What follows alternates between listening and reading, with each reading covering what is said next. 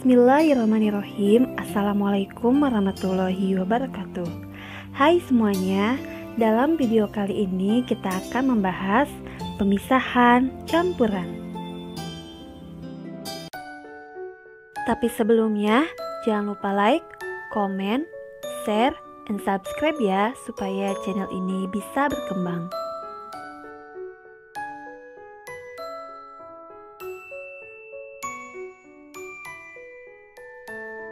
Sebelum kita mulai pembelajaran, marilah kita berdoa terlebih dahulu.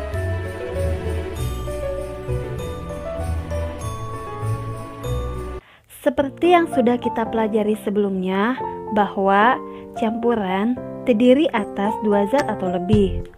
Untuk memperoleh zat murni, penyusun campuran tersebut harus dipisahkan.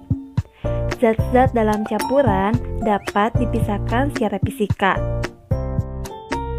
Prinsip pemisahan campuran didasarkan pada perbedaan sifat-sifat fisik zat penyusunnya, seperti wujud zat, ukuran partikel, titik leleh, titik didih, sifat magnetik, kelarutan, dan lain sebagainya.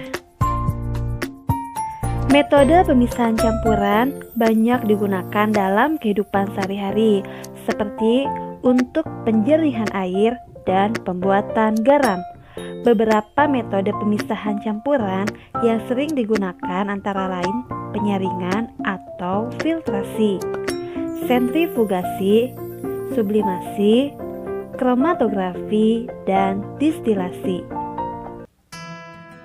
Salah satu metode pemisahan yang paling sederhana adalah metode filtrasi atau penyaringan.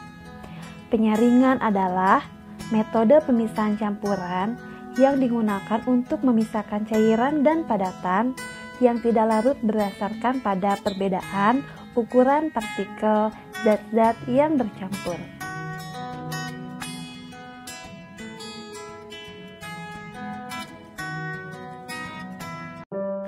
Yang kedua adalah sentrifugasi.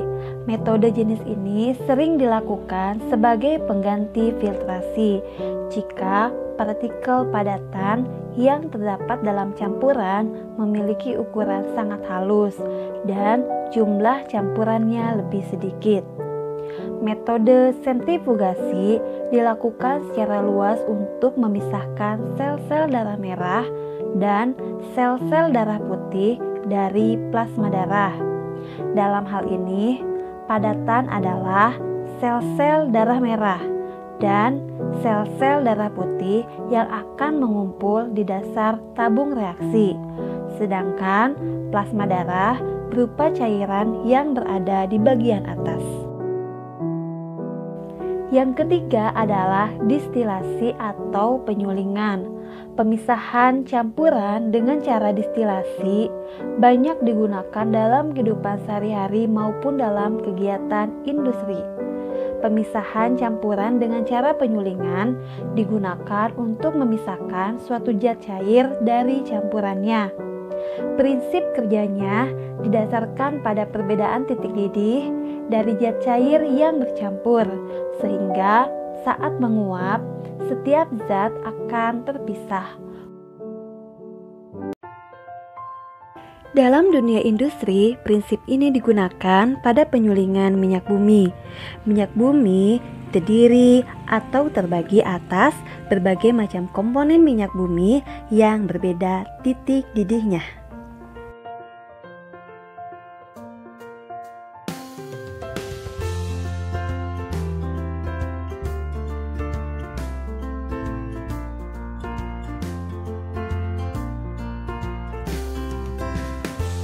Pemisahan campuran yang keempat adalah kromatografi.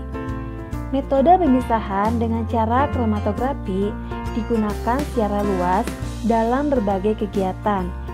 Di antaranya untuk memisahkan berbagai zat warna dan tes urin untuk seseorang yang dicurigai menggunakan obat terlarang atau seseorang atlet yang dicurigai menggunakan doping.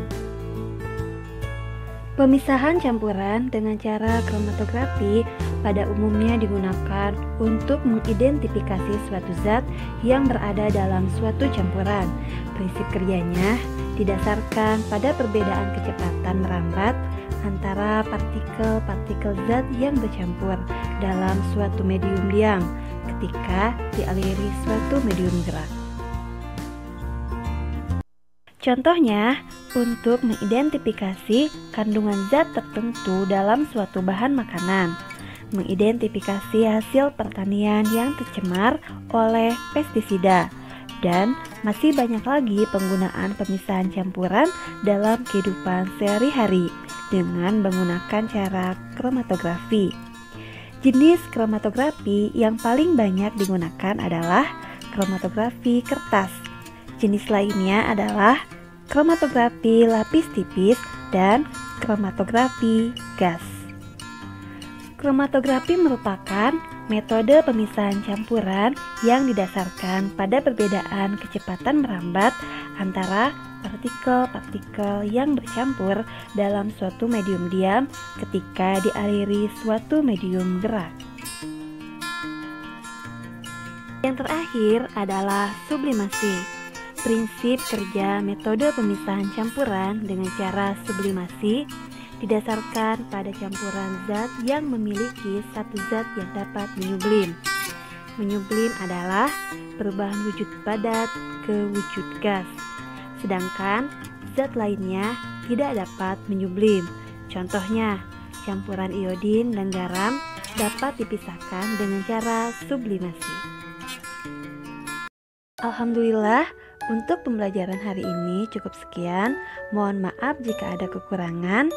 Saya akhiri. Wabillahi taufik wal hidayah. Wassalamualaikum warahmatullahi wabarakatuh.